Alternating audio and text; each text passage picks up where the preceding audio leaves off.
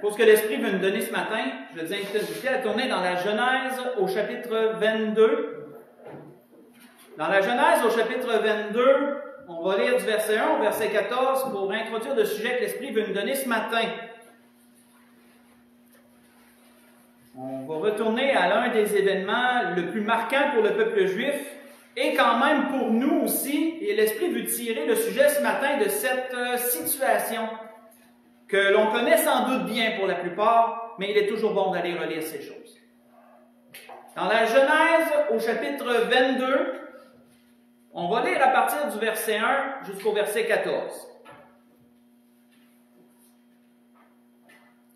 Il est dit après ces choses, Dieu mit Abraham à l'épreuve et lui dit, « Abraham! » Il répondit, « Me voici. » Et Dieu dit, « Prends ton fils, ton unique, celui que tu aimes, Isaac, va-t'en au pays de Morija, et là offre-le en holocauste sur l'une des montagnes que je te dirai. » Abraham se leva de bon matin, sella son âne, et prit avec lui 2 serviteurs et son fils Isaac. Il fendit du bois pour l'holocauste et partit pour aller au lieu que Dieu lui avait dit. Le 3e jour, Abraham leva les yeux et vit le lieu de loin. Et Abraham dit à ses serviteurs, « Restez ici avec l'âne, moi et le jeune homme nous irons jusque-là pour adorer et nous reviendrons auprès de vous. » Abraham partit, prit le bois pour l'holocauste et le chargea sur son fils Isaac et porta dans sa main le feu et le couteau. Et ils marchèrent tous deux ensemble. Alors Isaac parla à Abraham, son père, et dit, « Mon père. » Il répondit, « Me voici mon fils. » Isaac reprit, « Voici le feu et le bois, mais où est l'agneau pour l'holocauste? » Et Abraham répondit, « Mon fils, Dieu se pourvoira lui-même de l'agneau pour l'holocauste. » Et ils marchèrent tous deux ensemble. Et lorsqu'ils furent arrivés au lieu que Dieu lui avait dit, Abraham y éleva un autel et rangea le bois. Il lia son fils Isaac et le mit sur l'autel par-dessus le bois. Puis Abraham étendit la main, prit le couteau pour égorger son fils.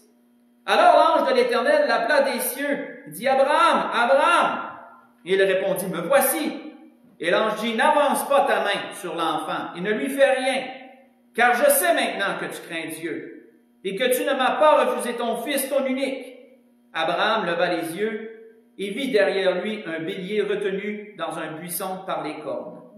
Et Abraham alla prendre le bélier et l'offrit en holocauste à la place de son fils.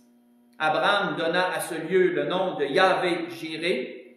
C'est pourquoi l'on dit aujourd'hui à la montagne de l'Éternel, il sera pourvu. On va arrêter ici. Comme on le sait, c'est un événement extrêmement marquant. Ça a été pour Abraham, mais ça a été également pour le peuple qui a été issu de lui, sa postérité, le peuple d'Israël. Et pour nous aujourd'hui, lorsque, en ce jour-là, Dieu mit son serviteur Abraham à l'épreuve. Et en lui demandant pas n'importe quoi, bien sûr, parce que s'il lui aurait demandé quelque chose qu'Abraham méprisait ou considérait comme étant rien, ça aurait été encore plus trop facile même. Ça n'aurait pas été une épreuve. Mais en lui demandant ce qu'il y avait de plus cher, le fils de la promesse, celui qu'Abraham avait attendu depuis tant d'années, en lui demandant spécifiquement cette chose qui était le plus cher à son cœur, dire « Je veux que tu m'offres ce que tu as de plus cher à ton cœur. » Certainement pour voir si tu m'aimes plus que ce que tu as de plus cher à ton cœur. Et nous voyons Abraham, nous le savons, il a répondu à l'appel. Mais ce qui est le plus frappant dans son histoire, c'est pas seulement le fait qu'il a répondu à l'appel, mais c'est le fait qu'il croyait que Dieu allait pourvoir. Que Dieu allait pourvoir dans toutes ces choses-là. Ça, frères et sœurs, c'est ce qu'il y a de marquant pour Abraham. Parce que c'est ce qu'il avait dit au verset 8. Quand son fils lui a demandé, on a le feu, on a le couteau, on a tout, mais on a le bois, mais où est l'agneau? Abraham il a dit, Dieu se pourvoira. Dieu se pourvoira lui-même de l'Holocauste. Et on peut voir qu'Abraham avait cette foi que Dieu allait pourvoir. Nous savons qu'il avait dit à ses serviteurs au verset 5, « Restez ici, on va l'adorer et on va revenir. » Déjà incluant son fils dans son retour. Frères et sœurs, quand on pense à ce mot, pourvoir, à quoi qu'on doit penser? Qu'est-ce que ça veut dire? Pourvoir, selon le dictionnaire, veut dire fournir à quelqu'un ce qui lui est nécessaire. Mettre en possession de ce qui est nécessaire à quelqu'un. Donc, ça revient dans le même sens. Quand tu pourvois pour une personne, elle manquera de rien en termes simples. Tu vas lui donner tout ce dont elle a besoin. Ça ne veut pas dire qu'il va y avoir du superflu. Tu vas lui donner tout ce dont elle a besoin. Elle ne manquera de rien. C'est ce que veut dire le mot pourvoir. Et c'est ça qu'Abraham croyait, frères et sœurs. Abraham croyait que Dieu allait pourvoir dans cette situation, que Dieu allait donner afin que rien ne manque. Et c'est ça que Dieu a fait. C'est ça que Dieu a fait. Lorsque l'ange l'a averti, arrête, fais pas ça. Abraham, tout d'un coup, a entendu du bruit en arrière de lui. Pourquoi il ne l'a pas entendu avant? Vous savez, parfois, il y a des choses qui sont, puis Dieu permet qu'on ne les voit pas jusqu'à un certain point. Et à un moment donné, on ouvre les yeux et on les voit. Abraham entend du bruit en arrière de lui, et il y a un animal qui est pris par les cornes dans un buisson. Et c'est un animal qu'on peut offrir. C'est pas un cochon, c'est pas un porc, c'est pas quelque chose qui est en abomination à Dieu. C'est un animal qui pouvait être offert en sacrifice. Tiens donc. Et Abraham va chercher l'animal en question. Depuis combien de temps cet animal-là était là? Je ne sais pas. Ça ne devait pas faire 2 mois parce qu'il serait mort de faim. Donc on sait que ça ne faisait pas si longtemps que ça. Quand Abraham est monté, Abraham ne l'a pas vu. Trop concentré sur ce qui allait arriver. Et là, tout d'un coup, Abraham le voit. Et qu'est-ce qu'Abraham se rend compte? Ce dont il croyait d'ailleurs. Abraham appelle cette montagne Yahvé-Jiré. Yahvé-Jiré qui veut dire, en hébreu, ça veut dire en français, l'Éternel pourvoira. Donc, exactement ce mot. L'Éternel pourvoira. Dieu donnera ce qui est nécessaire. Tu ne manqueras de rien. On voit que quand on pense à ce mot pourvoir, l'apôtre Paul l'avait bien décrit un jour dans un ordre qu'il donnait à l'un des ministres, à l'un des jeunes ministres qu'il formait, Tite. Et il lui avait dit ceci: « Aie soin de pourvoir aux besoins de Zénas, le docteur de la loi, et d'Apollos, en sorte que rien ne leur manque. » Vous voyez ça dans Tite 3, verset 13. Pourvoir à leurs besoins, en sorte que rien ne leur manque. Ça décrit le mot. Ça décrit ce qu'il voulait dire. Donne-leur tout ce qui est nécessaire pour qu'ils ne manquent de rien, en termes simples. On voit que quand l'auteur d'Hébreux, lui, fait juste écouter, quand l'auteur d'Hébreux nous décrit cette situation qu'Abraham a vécue, l'auteur d'Hébreux, nous dit quelque chose de particulier sur cela. Il nous dit un peu quelle pensée qu'Abraham avait à travers de sa foi, à travers de sa croyance que Dieu allait pourvoir. On voit que l'auteur d'Hébreux nous dit « Car c'est par la foi qu'Abraham offrit Isaac son fils lorsqu'il fut mis à l'épreuve, et qu'il offrit son fils unique qu'il avait reçu les promesses, lui qui avait reçu les promesses, et en qui il avait été dit, en Isaac, tu auras une postérité appelée de ton nom. Il pensait que Dieu est puissant, même pour ressusciter les morts. Aussi le recouvra-t-il par une sorte de résurrection. » Vous voyez ça dans Hébreux chapitre 11, j'ai lu le verset 17 au verset 19. Abraham, vous savez, on a tout, quand on a la foi que Dieu va pourvoir, on a toute une façon de penser dans ces choses. On ne peut pas s'empêcher de s'imaginer comment Dieu va faire. Abraham, lui, il avait tellement confiance en Dieu qu'il pensait vraiment qu'il allait sacrifier son fils et que Dieu ressusciterait son fils d'entre les morts et qu'il reviendrait avec lui. Ça allait jusqu'à ce point-là, ce qu'Abraham croyait. Mais comme on le voit, c'est pas arrivé comme Abraham pensait. Abraham n'a pas eu besoin d'aller jusqu'à égorger son fils. Dieu l'a arrêté avant que ça arrive. Mais il croyait quand même. C'est comme ça qu'Abraham pensait que Dieu allait pourvoir. Mais voyez-vous, Dieu a pourvu d'une autre façon. Mais Dieu a pourvu. En bout de ligne, c'est ça qu'on doit retenir. Dieu a pourvu. Les choses ne se dérouleront pas nécessairement toujours comme on imagine nos scénarios qu'on va se créer pour dire comment Dieu va agir. Ça ne veut pas dire que ça va arriver comme ça, et même rarement, parce que Dieu, il aime nous surprendre, il aime nous confondre, il aime nous montrer que c'est lui qui est le boss, et que c'est lui qui a l'intelligence suprême. Donc, il y a toujours une manière qu'on n'aura pas imaginé. C'est direct comme ça que Dieu va agir. C'est comme ça que Dieu va faire. Mais l'important, c'est que Dieu est fidèle à ses promesses. Il pourvoit, frères et sœurs. C'est ça qu'on doit retenir. Il pourvoit.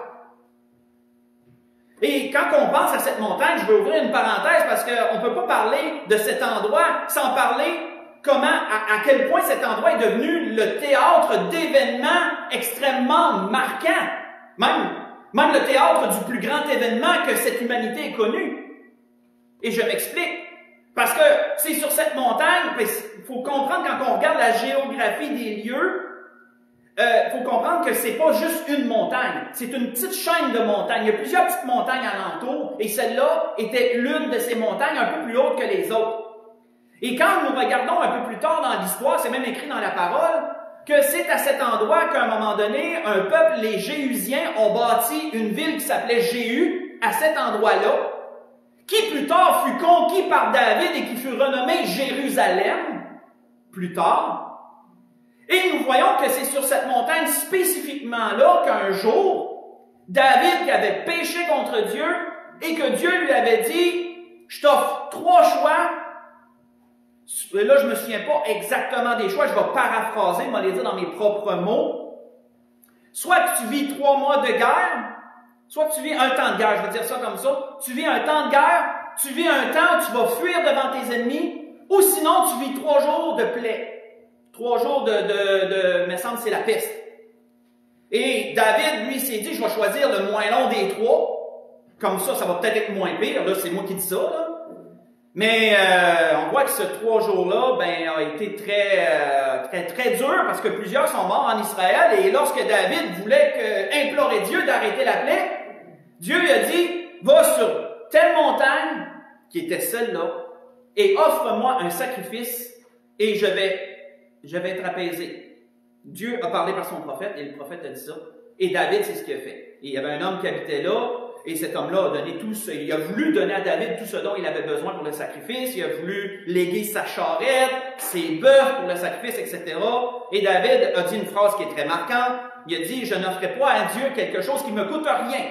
Je vais te l'acheter à prix d'argent et pas à n'importe quel prix, au prix fort, pour que ça vale, qu'elle ait une valeur. Et David a fait comme ça, il a fait le sacrifice et la plaie s'est arrêtée. Vous pouvez toutes trouver ces choses dans 1 Chronique 21 pour ceux qui veulent les revoir.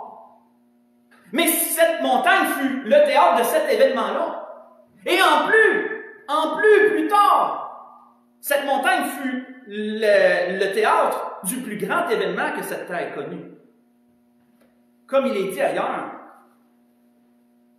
un apôtre a dit un jour, faites juste écouter toujours, on voit qu'il a dit, l'amour de Dieu a été manifesté envers nous en ce que Dieu a envoyé son Fils dans le monde afin que nous vivions par lui. Et cet amour consiste non point en ce que nous avons aimé Dieu, mais en ce qu'il nous a aimés et a envoyé son Fils comme victime expiatoire pour nos péchés. Vous le savez certainement, mais pour ceux qui ne le savaient pas, c'est sur cette montagne que Jésus a été crucifié. C'est sur cette même montagne que Jésus a donné sa vie pour les péchés de l'humanité. Image que Dieu avait voulu donner, qu'Abraham, offrant son fils en sacrifice, était l'image que Dieu, offrant son fils en sacrifice pour l'humanité tout entière. Donc, voyons-nous, quand Abraham a nommé cette montagne Yahvé Jiré, il ne pouvait pas s'imaginer, ou peut-être qu'il s'imaginait, à quel point cette montagne allait devenir le théâtre d'événements qui démontrerait que Dieu pourvoit toujours. C'est quelque chose quand on y pense. Je referme la parenthèse. Allons dans le livre de Néhémie, voyons qu'est-ce que Néhémie a rappelé un jour dans l'une de ses prières, dans Néhémie au chapitre 9. Qu'est-ce que Néhémie a rappelé à travers l'une de ses prières, à travers la prière qui nous est mentionnée, disons. Grande prière qu'il a donnée un jour. Qu'est-ce qui nous est rappelé? Néhémie, chapitre 9.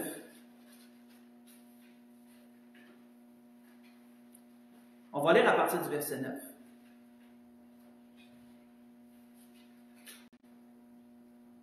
Livre de Néhémie,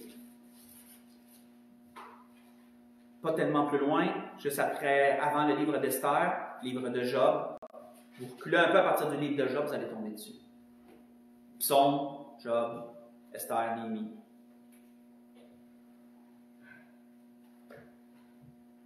Donc, Néhémie, chapitre 9, si on lit à partir du verset 9, on voit que Néhémie priait Dieu, il implorait Dieu pour les péchés de son peuple. pour l'égarement de son peuple. Et Néhémie cite les bienfaits de Dieu. Et il dit à partir du verset 9, tu vis, en parlant de Dieu, tu vis l'affliction de nos pères en Égypte. Tu entendis leurs cris vers la mer Rouge. Tu opéras des miracles et des prodiges contre Pharaon, contre tous ses serviteurs et contre tout le peuple de son pays, parce que tu savais avec quelle méchanceté ils avaient traité nos pères. Et tu fis paraître ta gloire comme elle paraît aujourd'hui. Tu fendis la mer devant eux, et ils passèrent à sec au milieu de la mer, mais tu précipitas dans l'abîme, comme une pierre au fond des eaux, ceux qui marchaient à leur poursuite.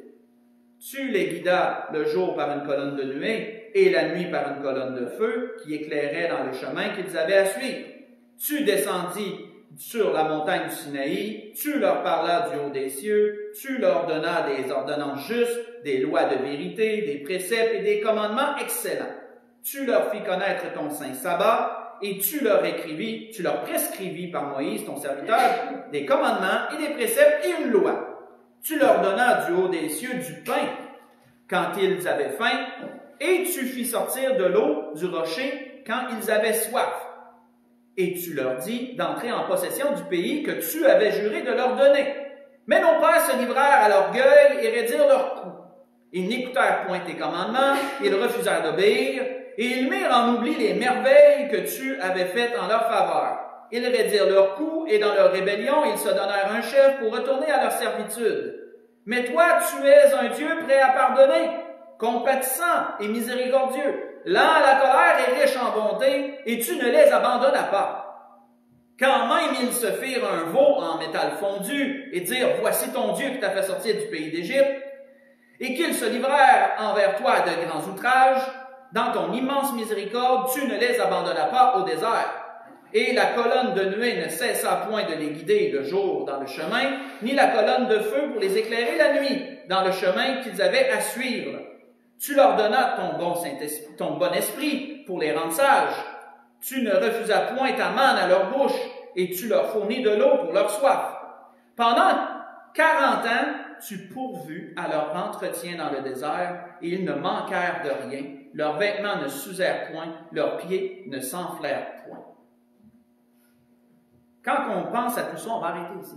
Quand on pense à tout ça, frères et sœurs, on voit à quel point Néhémie connaissait l'histoire de ses pères, mais à quel point aussi il énumérait les bienfaits de Dieu envers son peuple, et vous avez remarqué que le mot « tu » revient tout le temps en parlant de Dieu, hein? T'as fait ça, en voulant dire que ça n'est pas un autre, en voulant dire que c'est pas personne d'autre, c'est toi seul qui l'as fait. Tu fais ça, t'as fait ça, t'as fait ça.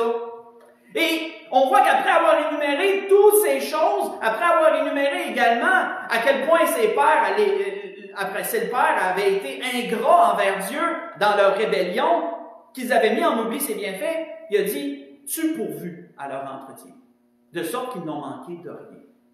Dans toutes ces choses qu'ils ont vécues dans le désert, dans tous les épreuves qu'ils ont dû traverser, que ce soit les endroits où que l'eau était amère, à Mara, que ce soit les endroits où il y avait des gens, des peuples qui venaient contre eux à la guerre, ou peu importe, Dieu a toujours pourvu à chaque pas, à chaque endroit, à chaque moment.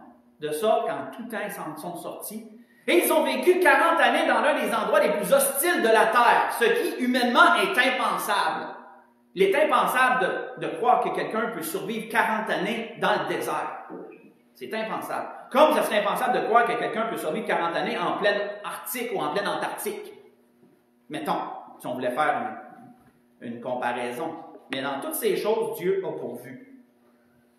On voit que c'est d'ailleurs ce qui avait été dit, ce qui avait été rappelé par la bouche de Moïse, quand Moïse avait dit à cette nouvelle génération, « Car l'Éternel, ton Dieu, t'a béni dans tout le travail de tes mains, il a connu ta marche dans ce grand désert, et voilà 40 années que l'Éternel, ton Dieu, est avec toi, et tu n'as manqué de rien. » Vous êtes-il dans Deutéronome 2, verset 7.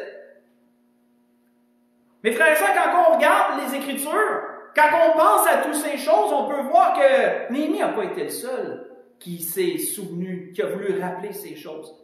David aussi a voulu le rappeler, on peut le voir dans bien des psaumes, mais entre autres, il y en a un qu'on connaît bien. Faites juste écouter. Quand David, un jour inspiré par l'Esprit, a dit « L'Éternel est mon berger, je ne manquerai de rien. » je ne manquerai de rien.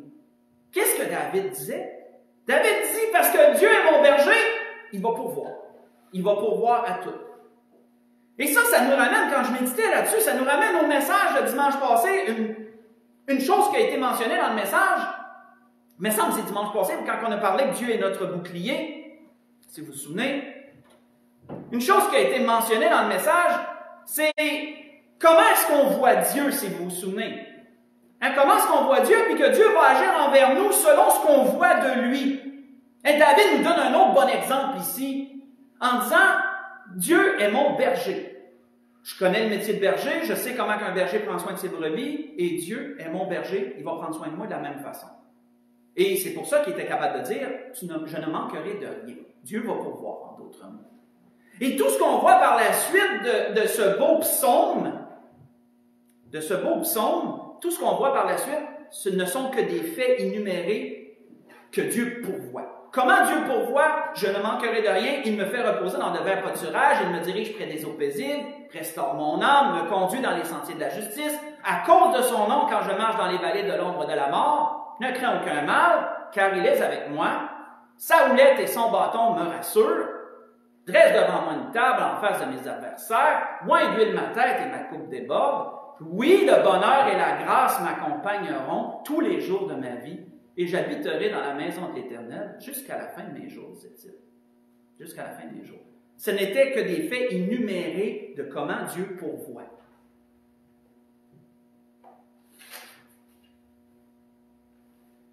On voit d'ailleurs que David, dans un autre psaume, a dit ceci. « Craignez l'Éternel, vous ses saints, car rien ne manque à ceux qui le craignent. » Un psaume 34, verset 10. Dieu promet, frères et sœurs, qu'il va pourvoir. Mais si on veut s'assurer de sa pourvoyance, soyons-lui fidèles. Dieu dit, il n'y a rien qui va manquer à ceux qui me sont fidèles, à ceux qui me craignent. Craindre Dieu est la recette par excellence pour s'assurer que Dieu pourvoit tous nos besoins. Demeurer dans cette crainte respectueuse nous assure de sa pourvoyance, frères et sœurs. Et même quand on va dans le Nouveau Testament, qu'on va voir ce que notre Seigneur a dit à ses disciples, nous voyons une répétition un peu de ce qui s'est passé dans le désert, sauf avec le Seigneur et ses disciples. Quand on va dans Luc 22, tournons-y, dans Luc chapitre 22, qu'est-ce que le Seigneur rappelle à ses disciples? Juste avant d'aller au jardin de Gethsémane et de vivre tous les événements qui s'en suivront, qu'est-ce que le Seigneur rappelle à ses disciples? Dans Luc 22, si on lit du verset 31 au verset 35.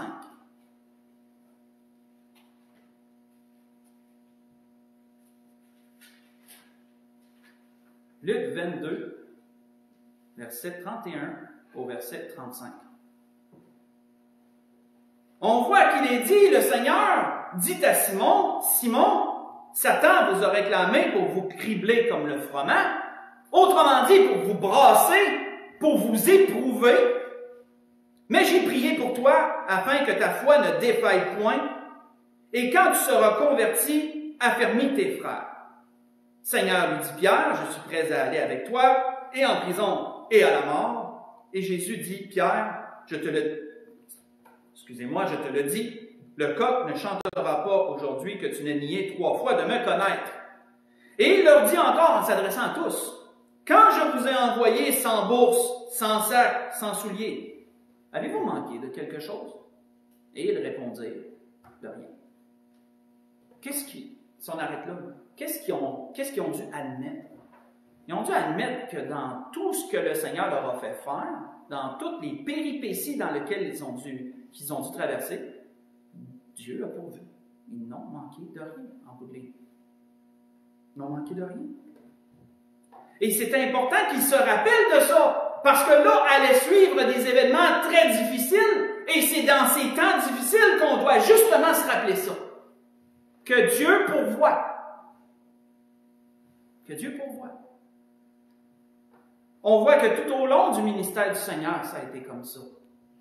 Quand ils ont été pris dans cette situation avec une foule nombreuse et pas de manger ou quelques pains, quelques poissons, Dieu a pourvu. tout a été multiplié, ils n'ont manqué de rien. Quand leur ont été demandé de préparer la Pâque, et que là, le Seigneur leur a dit, allez à telle ville, suivez telle personne, allez à tel endroit, puis vous allez trouver.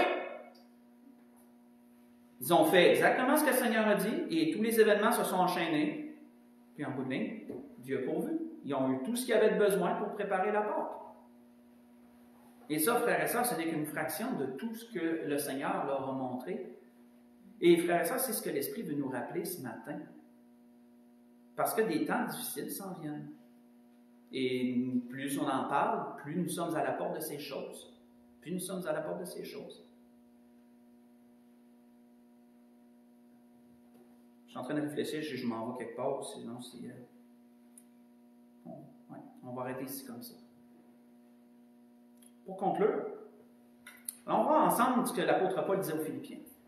Philippiens chapitre 4, on va conclure comme ça. Qu'est-ce que l'apôtre Paul disait aux Philippiens?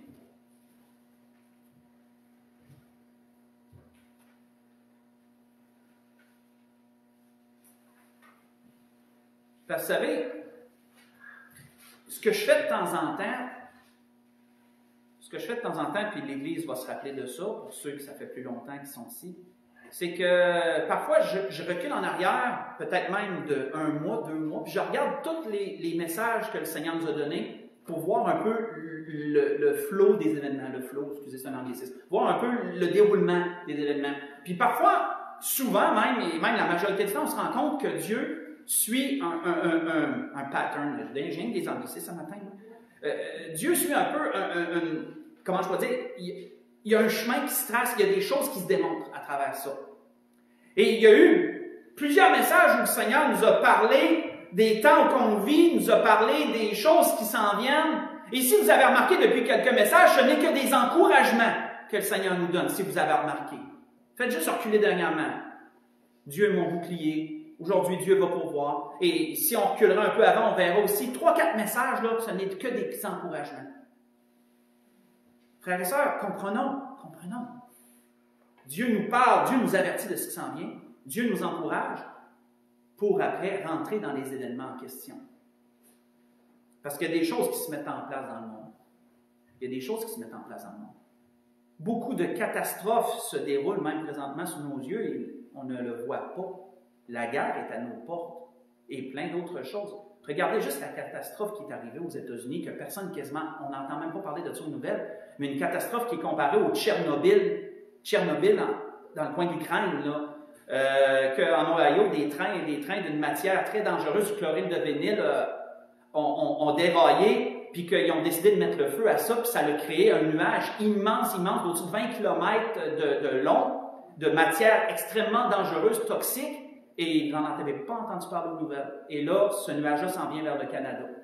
Et ça produit des pluies radioactives, pas radioactives, mais des pluies toxiques. Parce que je ne veux pas, quand l'eau tombe de ces nuages-là, mais ça se répand sur la terre. Et frère, ça, il y a tellement de choses qui se déroulent, et ça, c'est une chose parmi tant d'autres. Il y a tellement de choses qui se déroulent et on ne le voit pas. Mais lorsque ça va s'abattre, lorsque les dominos vont tomber, on va devoir se rappeler ce que le Seigneur nous a donné comme encouragement. Parce que le Seigneur ne donne rien sans que ça retourne à lui sans effet, souvenons-nous. Si Dieu donne, c'est parce qu'on en aura besoin. Et après ça, ça va revenir à lui en ayant fait son effet, comme on pourrait dire. Et Dieu nous dit ce matin, il nous rappelle ce matin qu'il va pourvoir. Il va pourvoir. Et ça, je vous ai dit comme une fraction des choses qui, si je commencerais à rentrer encore dans tout ce qui se passe, on en aurait pour la journée. Et je ne voudrais pas non plus vous abattre. Ça ne serait pas mon but. Mais quand on va conclure en allant voir, qu'est-ce que l'apôtre Paul disait aux Philippiens? Dans Philippiens chapitre 4, si on lit du verset 10 au verset 14, et ensuite on va aller du verset 19 au verset 20, Philippiens chapitre 4, verset 10 au verset 14, il dit, Paul dit aux Philippiens, « J'ai éprouvé une grande joie dans le Seigneur, de ce que vous avez pu enfin renouveler l'expression de vos sentiments pour moi. Vous y pensiez bien, mais l'occasion vous manquait. Ce n'est pas en vue de mes besoins que je dis cela, car j'ai appris à vivre J'ai appris à être content dans l'état où je me trouve. Je sais vivre dans l'humiliation, je sais vivre dans l'abondance. En tout et partout, j'ai appris à être rassasié et à avoir faim, à être dans l'abondance et dans la disette. Je puis tout par celui qui me fortifie. Cependant, vous avez bien fait de prendre part à ma détresse. On peut voir à travers ce commentaire que les Philippiens avaient à cœur l'œuvre missionnaire de Paul, parce que Paul, souvenons-nous, était premièrement un missionnaire. Et ils avaient à cœur l'œuvre missionnaire de Paul, et ils avaient à cœur de pourvoir à ses besoins, de sorte qu'il puisse être capable de continuer son ministère, enlever une charge sur ses épaules de toute la charge qu'il avait, de pourvoir à ce qu'il puisse avoir de la nourriture et des moyens pour tout ce qu'il aurait à entreprendre. Et l'apôtre Paul reconnaissait, les remerciait pour cela. On ne lira pas toute la suite, mais il leur rappelle, il leur dit qu'ils avaient été les seuls quasiment à faire ça pendant un temps et que ça lui avait fait grandement du bien. Quoi qu'il avait appris à vivre dans l'état qu'il était. Dans l'état qu'il était. Mais qu'est-ce qu'il leur rappelle à la fin, versets 19 et 20? Il leur dit, « Et mon Dieu pourvoira. Mon Dieu pourvoira à tous vos besoins, selon sa richesse avec gloire en Jésus-Christ. À notre Dieu et Père soit la gloire au siècle des siècles. Amen. » En bout de ligne, qu'est-ce que Paul leur rappelait? C'est que Dieu, parce qu'ils avaient à cœur son œuvre, Dieu allait leur rendre l'appareil en termes simples. Dieu allait pourvoir en tous leurs besoins, de sorte qu'ils ne manqueraient de rien. Et frères et sœurs, il va en être de même pour nous. Si on a la même foi qu'Abraham dans ce qu'on va avoir à traverser, ou ce qu'on a à traverser déjà, que Dieu va pourvoir. Il en sera de même pour nous. Et je voudrais conclure complètement par une petite anecdote. Parce que le Seigneur nous fait des clins d'œil des fois, ça fait du bien. Ça fait du bien, puis je voudrais vous conter le clin d'œil que le Seigneur m'a fait, pas plus tard que vendredi passé. Pas plus tard que vendredi passé. J'étais au travail, et là, on me cédulait un meeting. IBM, vous savez, il y a une grande usine. IBM, c'est une grosse usine à Bromont. Puis il y a une petite usine au côté qui est une usine de développement qui s'appelle le C2MI. Et ça peut se rendre à pied. Il y a un sentier pour se rendre à pied d'un à l'autre. Et là, au C2MI, il y avait un certain problème avec quelque chose que moi j'opère dans mon local, une machine qui, en tout cas, je ne veux pas trop rentrer dans le côté technique, là, qui sert à la calibration d'un certain outillage. Et là, on m'a cédulé un meeting parce qu'on voulait avoir mon avis sur qu'est-ce que pourrait bien être la cause du bris. Puis il y avait été un gars de maintenance qui avait été cédulé, puis d'autres personnes. Donc. Et là, moi, ça fait au-dessus d'un an, je n'ai pas été au C2MI. Je ne sais même pas si ma carte elle fonctionne encore. Puis j'essaie de m'imaginer à peu près où c'est que ça va être dans le C2MI, l'endroit, mais je ne me souviens pas totalement, ça fait trop longtemps. Fait que là, en plus de ça, je pars, puis j'oublie mon cellulaire. Normalement, moi, je me sers toujours de mon cellulaire pour recevoir mes textes, puis communiquer, puis tout. Là, là, je l'ai oublié dans mon local, puis j'ai dit à Dieu, j'ai dit, ben, je savais un peu dans quel message l'Esprit m'emmenait pour ce matin. J'avais une idée, ça commençait à se bâtir. Puis j'ai dit, Dieu, tu vas pouvoir. Je suis parti comme ça. Donc, j'ai fait le sentier. Moi, j'y étais à pied, j'étais brave. Hein. Vendredi, il faisait pas beau, puis moi, je me suis dit, on a une belle petite marche. Fait que je suis allé au C2MI. Rendu là, je vois quelqu'un dehors, je m'arrête pas trop là-dessus, je vois quelqu'un qui fume, je m'arrête pas trop là-dessus. Là, je rentre, et là, ma badge ne fonctionne pas. Là, je me dis, ben oui, désactivé, ça fait au-dessus d'un an, puis la sécurité fait qu'après quelques mois, si tu n'as pas déjà badgé là, ben, il te désactive. Pas capable de rentrer, il n'y a personne à l'accueil. Le gars qui était dehors rentre, là, je dis, excusez monsieur, là, j'y explique un peu mon cas. Ah, il dit pas de problème. Il m'a appelé quelqu'un, puis il m'a ouvert la porte pour aller dans la salle d'attente, puis attendre la personne qui allait, dans le fond, me réactiver ma badge. Bon, merci Seigneur, ça commence. Après ça, ben ma badge est réactivée. Là, je peux passer dans la salle d'habillage, me changer, me préparer. Là, j'arrive dans le couloir principal. Bon, par où je commence? Quelqu'un qui sort, il y a des toilettes juste en face, bouchard. Quelqu'un qui sort, hey, un ingénieur pour qui j'ai déjà travaillé à l'usine, puis qui j'y ai rendu des services. Hey Marc, comment ça va? Puis qu'est-ce que tu fais ici? J'y explique mon cas. Là, je lui dis qu'est-ce que je devrais. Ah, il dit, ben on s'en va au même meeting. Viens-t'en avec moi. J'étais allé avec lui, je me suis rendu. Hein, même pas eu besoin de forcer. Tout était là. Ma badge a été réactivée. Le gars qui attendait dehors, tous ces gens-là. Puis je disais, Seigneur, tu as tous mis ces gens-là pour moi. Je suis donc important. Tous ces gens-là étaient là pour moi. Mais pourtant, Ils ne savaient pas, eux autres. Un qui est dehors en train de fumer, l'autre qui sort des toilettes, mais tout concorde pour que je puisse me rendre avec facilité. Mais ça, frère, ça, c'est pas grand-chose. C'est un clin d'œil. Dans le sens que j'aurais peut-être réussi j'aurais certainement réussi à me rendre pareil en posant des questions, en cherchant. Puis... Mais le Seigneur m'a fait un beau clin d'œil. Puis je voulais vous le conter ce matin pour nous montrer que Dieu pourvoit toujours. Ça n'a pas besoin d'être des affaires énormes, hyper compliquées. Non, des fois, c'est des simplicités. Mais Dieu nous fait des petits clins d'œil pour nous montrer qu'il pourvoit. Et c'était ça que l'Esprit voulait nous dire ce matin, que l'Éternel pourvoit. On peut se lever pour un dernier cantique.